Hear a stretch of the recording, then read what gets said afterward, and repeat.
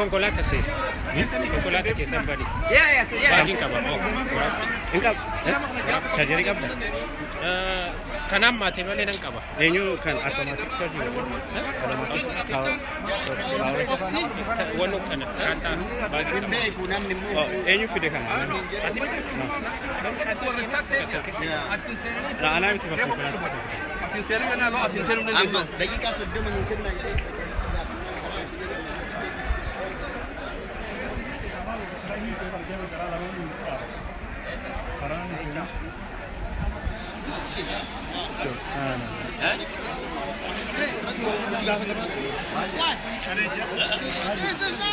No, man.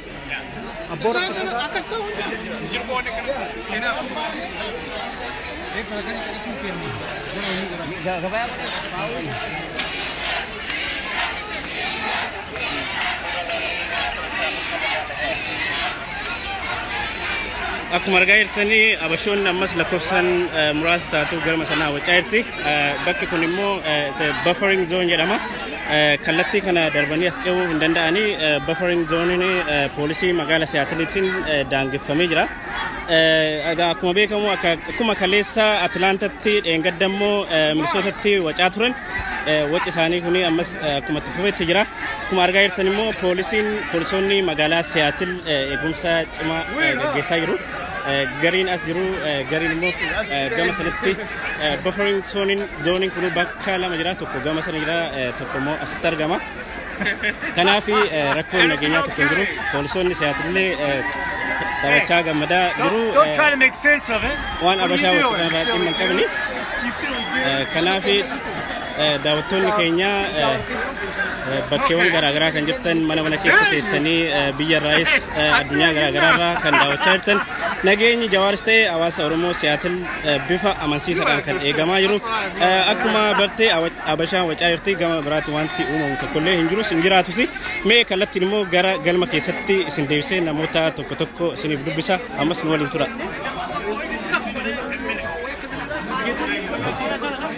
Mee maqaan keessan eenyu jedhama? Qeerroo Siyaatil.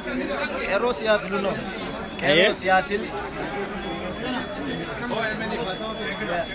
Ayyee galatoom. Ayyee waan guyyaa irratti waan jettan yoo qabaattan gabaabsiti. Nuti deeggarsa Jawaar dhufne. Ayyee. Ilmoollee itti guddifannaa akka karaa Jawaar deemu kanarratti guddatu. Akka diinni keenya tokko ta'e Oromoon akka takka taate. Diinni Oromootiif nama tokkoo fi tokko harkaa jirra ala kanatti. Ayyee. Nama Jawaar nama tuuyne. Nama jeesaan jenne nama najjeefne Jawaar. Oromoo gurra hin qabne gurra banee ija hin qabne ijatti godhu. Ayyee galatooma. Ayyee kabajamtoota daawwattoota keenya bakki kuni bakka sakuriitii bira dabarree gara galmaatti isin deemna amallee nu waliin tura.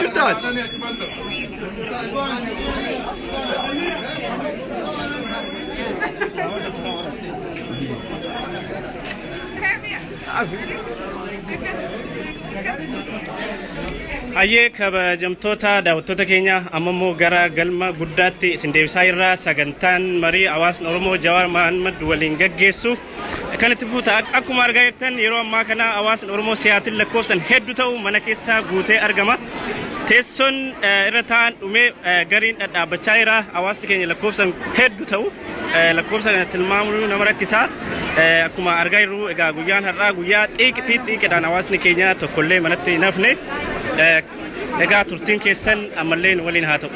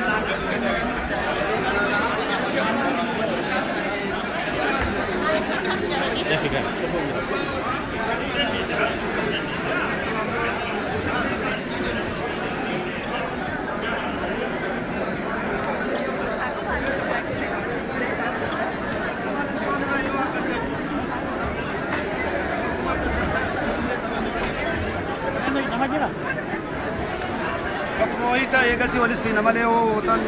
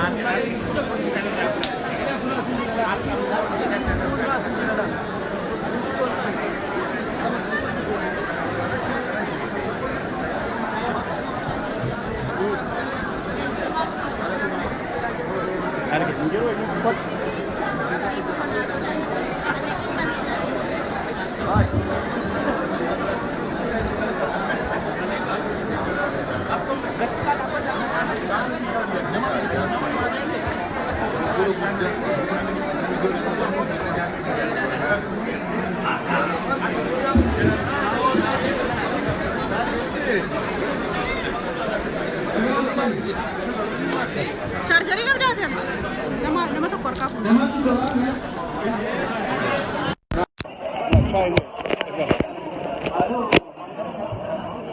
amma yaadni sirgaafan eenyumti keessanuu as keessatti waan waliin qabna eenyumti keessanuu waan gaafatamanii gaafii kuusaa kan gaarii eenyumaa haa ta'u sabni barbaade haa galu gaafii gaafachaa jirru irratti miidhakka sagantaa jiru harkaa gatii qabnu gaafii gaafachuu dandeenya gaafii sanii kana akka hin jettan maaliin nagaadhaan sanaaf akkana ta'e akka hin jennu kan gaafachaa jirru walumaa akka nagaan waan qophaa'e kana irratti nagaa taanee waliin gammachuu nagaa gammachuudha jireenya Ormi nuti Jumlah gam, Almani sini galatoma. Adalah di sini kami menjadi.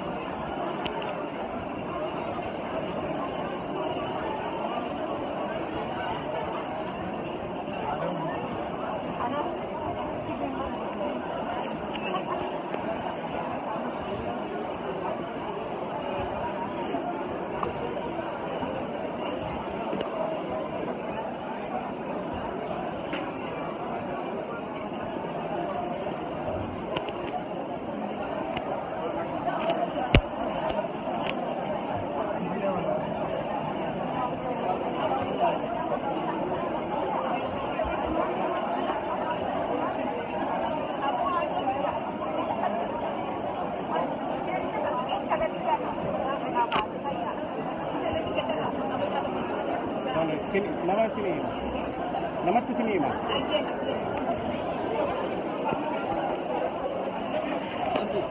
Ceri tu punya. Tu mana? Ceri tu. Boleh jelas. Boleh jelas.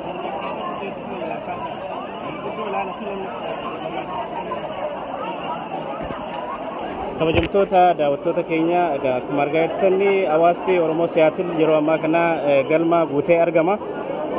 Akkuma argaa jirtanii bakki teessumaa dhume hawaasni keenya dhaabbachuu jalqabee jira. Ammas turtiin keessan OMN waliin haa ta'u. Akkuma beektan egaa uummanni keenya hawaasni naannawaa kana jiraatu xiiqidhaan bahee jira. Kanaaf yeroo kana hawaasni keenya teessoo isaanii qabatanii Jawaarin eegutti jiru. Daqiiqaa muraasa booda Jawaaris kallattiidhaan gara waltajjii irratti dhufee hawaasa keenya wajjin marii bal'aa kan taasisu ta'a.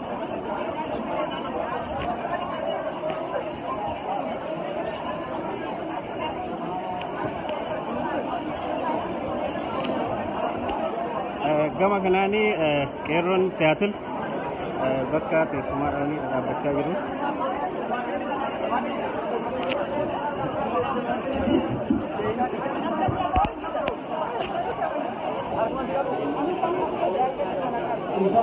Xiqqoon nama guddaa jaarsolee manguddoo teessisaa. Manguddoon dhaabachuu nama hin dandeenyetu jira ilaala teessisaa. Keessummeessadhaan keessummaa osoo hin taane manguddoo jaarsolee. Anatti irraa fuudhaa.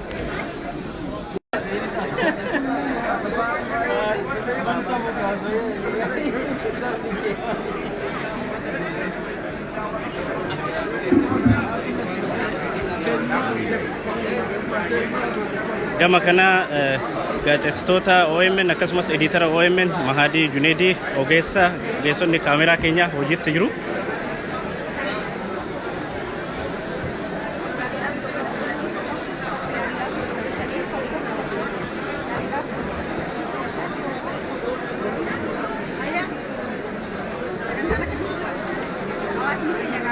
Haye Asiya me amma me gabaabsiti galmi le guutee jira akkuma argamnu me gabaabsiti hawaasa keenya uummata keenya kallattiidhaan daawwachaa jiru gabaabsiti me waa jedha. Gama keenyaan gama teeknishaaliitiin bakka kanaatiin xumuraa jirra. Keenyaa fi ogeessi kaameeraa keenyaa hojii isaa gara xumuruutti jira. Laayivii dabarsuudhaaf mana keessa akkuma beekamu hawaasni Oromoo Siyaatil gama guutee amma gara dhaabbachuutti jira. Keessoon akkuma argaa jirtu kana yeroowwan dhufaniiru, manguddooleen dhufaniiru, hawwan dhufaniiru, daa'imman illee manatti hin nafne har'aa Siyaatil haala boonsaatii bakka kanatti kan inni argame. Jawaar Mohammediin simachuudhaaf qophiirra jira maqaa kan keessaa xumureerraa haala baay'ee ajaa'ibsiisaa fi baay'ee namatti toludha.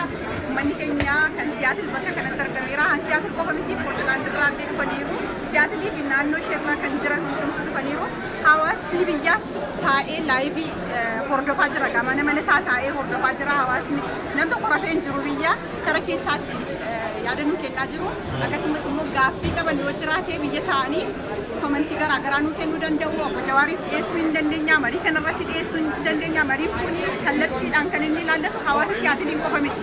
Hawaasa Oromoo guutuu biyyattii keessa jiru, guutuu addunyaa keessa jirudha waan ta'eef yaada qaban kamiin iyyuu ni fudhannaa. Otoo sagantaan hin jalqabin dura yaadota jiranii akka jirutti fuunee barreessinee dhiyeessuu hin dandeenya. Gamanumaan ergaa dabarfanna. Kanaafillee kanasitti argame qofa hin ilaalinaa. Mana keessanis teessanii sagantaa kanarratti hirmaachuu dandeessu. Manni deeggaruu dandeessu. Yaada dubbichaa kennuu hin dandeessu. Wajjiniin turaa haga dhumaatti akkuma kanas immoo qabsoo keenya finiinsineetti fuudhaaf har'arraa jalqabaa kaleessa jalqabneerraa itti fufa kan jedhu ergaa qabna qaba. Kana fakkaataa mee gara hawaasaatti immoo garagalchiiti Hayyeen egaa kabajamtoota daawwattoota keenya an Tasfaayee Amiinaa akkasumas Asiyaa Mahamad Mahadii Juneedii Ali akkasumas Ibsaa jedhamu ogeessa beekamaadha. Kallattiidhaan OMN isin biraan ga'uudhaa fi qophii xumuranii jiru. Ani immoo hagasitti haga isaan xumuranitti gama kanaan kallattiidhaan kan isin biraan ga'u ta'a. Hawaasni keenya hedduu lakkoofsan hedduu ta'an taa'anii dhufaatii Jawaar eegaa jiru. Daqiiqaa muraasa booda Jawaar kallattiidhaan gara waltajjiitti dhufee haasaa kan taasisu ta'a. Maarreegaa akkuma beektanii jalqabarraa kaaseen hordofaa turtanii ilmaan naftanyootaa lakkoofsan hedduu ta'ullee baatanii muraasti ala dhaabatanii wacaa turanii ammallee gara alaa keessaa wacaa turanii sanas sagalee isaanii ta'uudhaan isin biraan geenyee jirra.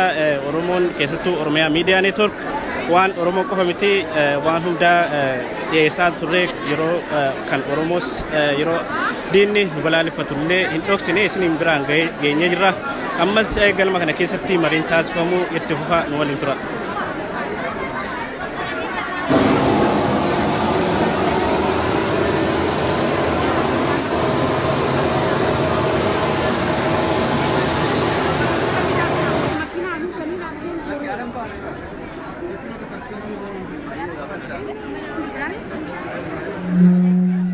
akkuma argaa jirtan egaa galmi baay'ee guddaa ta'edha kan kireeffame galmi kun guutee uummanni keenya lakkoofsan hedduu ta'uu dhaabbataa jiru egaa kuni ergaa guddaa dabarsaa uummanni keenya bifa akkanaatiin akka kanatti bahee argamee hin beeku lakkoofsa hedduu kan ta'an ammallee hiriira qabatanii alaa seenutti jiru waliin tura ammallee.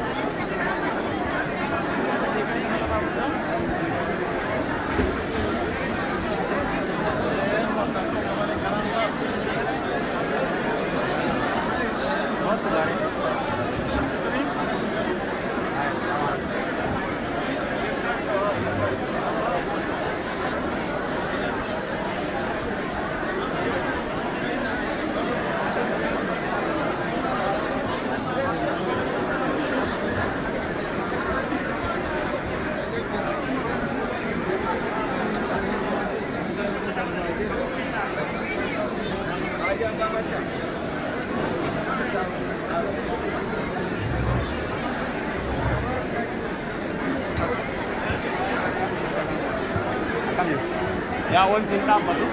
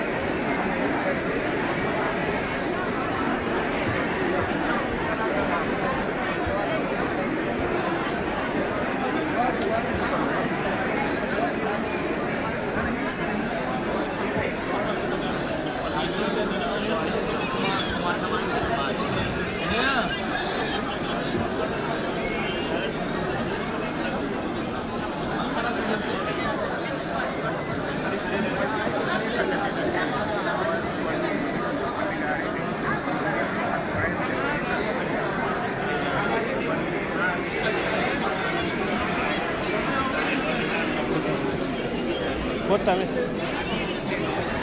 Sin dubbisa? Okay.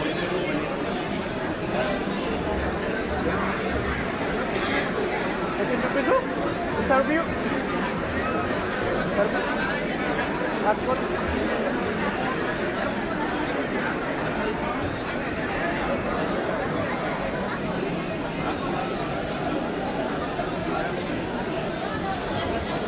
Dapat tak?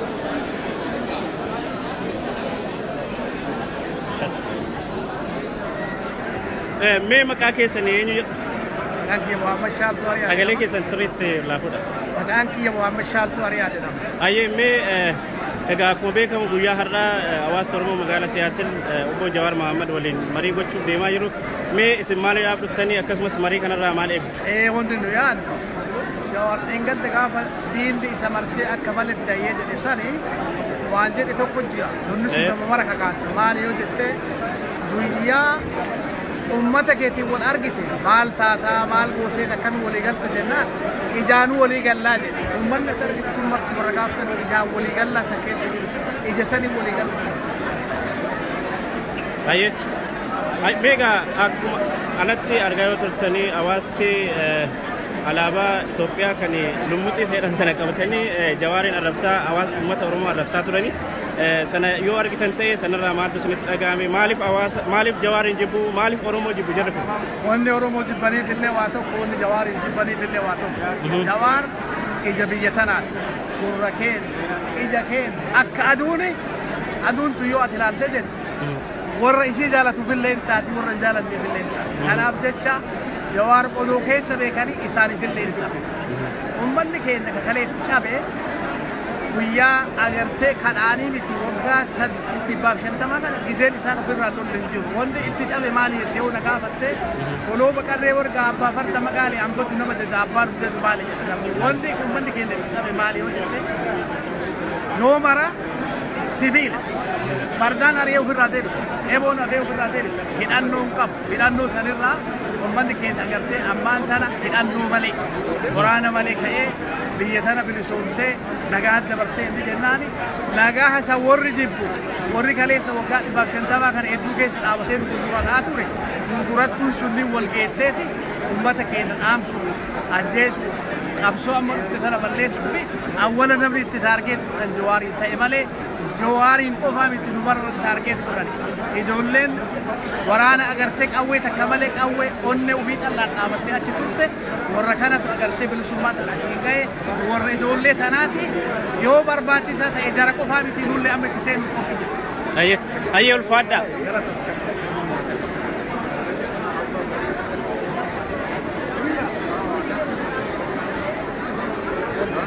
Masali tersebut.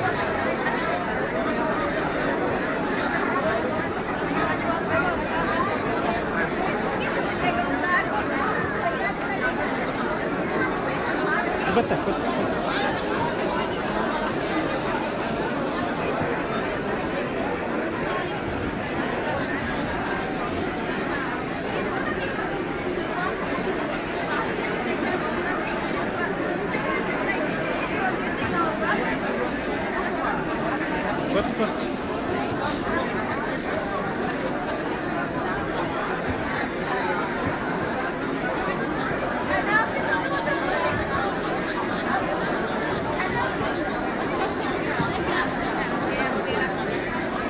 Betul ada. Sagalee keessatti tolfu. Ayyee maqaan keessan eenyu jedhama? Maqaan kiyya Bashii jedhama. Eenyu? Bashii. Ayyee Bashii mee guyyaa har'aa kana maaliidhaaf dhuftee akkasumas haalli mana kana keessa jiru haalli ala turellee alatti waa argiteerta yoo ta'e mee walumaa galatti maaltu sitti dhaga'ama yeroo ammaa kana?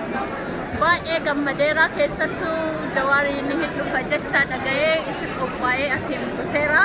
Yoo garuu diida hennaa turre rakkoo guddatu nu qunnamaa ture habashoonni haga lafeen nu jibbitu addannullee argineerra beekanneerra kanaafuu Oromoon wal jaalannee ka biyyaallee kaasiillee wal dubbifnee wal quba qabaannee wal jaalachuu qabnaa jedha kanaaf addas dhufeera. Eessarraa dhuftan? Siyaatil jira. Mee akkuma argaa turte habashoonni muraasa ta'an alatti Jawaariin balaaleffataa turanii uummata Oromoollee waan hin taane jechoota adda addaa fayyadamuudhaan hawaasa bal'aa irratti jechoota hin taane darbachaa turan. Mee jarri kun maaliidhaaf Oromoon jibbu? Maaliidhaaf Jawaariin jibbu? Jawaar wanti jara kana wanti godhe jira gama keetti wanti beektu jira? Jawaarri wanti inni godhe hin jiru. Wanti isa jibbaniif Oromoo First waan jedheefi achirraa qabanii haala isa jibbanii warri Jawaar jibbu jechuun warri Oromoo jibbu jechuun waliin galatti akkasitti fuudhu. Ayyee mee dhaamsi kee walumaa galatti uummata Oromoo hawaasa keenya akkasumas daawwattoota Oromiyaa Miidiyaa Neetwoork yeroo ammaa daawwachaa jiran ergaa maalii qabu? Ergaa Oromoof qabu Oromoo hundi wal jaalatee harkaan wal qabachuu qaba jedha. Habashoonni hagam akka Oromummaa keenya jibbitu argineerra qabsoo itti jabeessaa jedha. Ayyee ulfaadhu. Galatoom.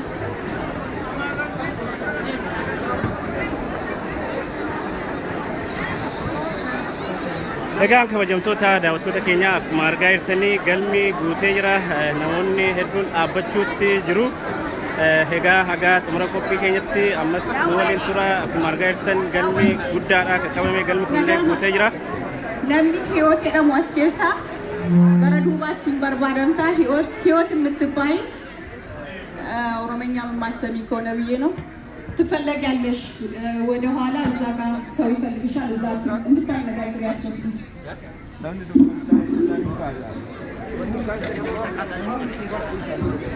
namni Hiyoot jedhamtu as keessatti hin barbaadamtu gara duubaatti yoo afaan Oromoo nageessu ta'ee lafa Amaariffaatiin dubbanneefi Hiyoot የምትባይ ወደ ኋላ ሰው ስለሚፈልግሽ እንድትናገሪያቸው ወደ ኋላ እየጠበቁሽ ነው ፕሊዝ Hiyoot የምትባይ በጣም ትፈለጊያለሽ namni Hiyoot jedhamtu isin bira keessatti Hiyoot jedhamtu Hiyoot nama jedhamu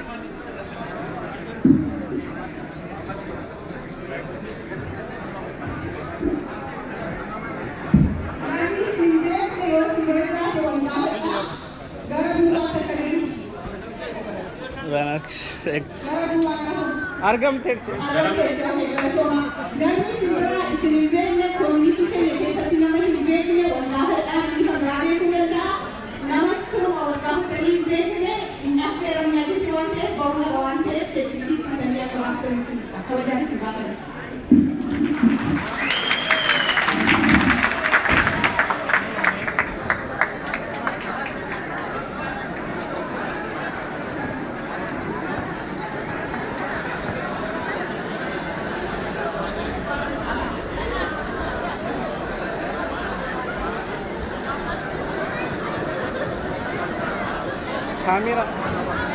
Kamera ini ada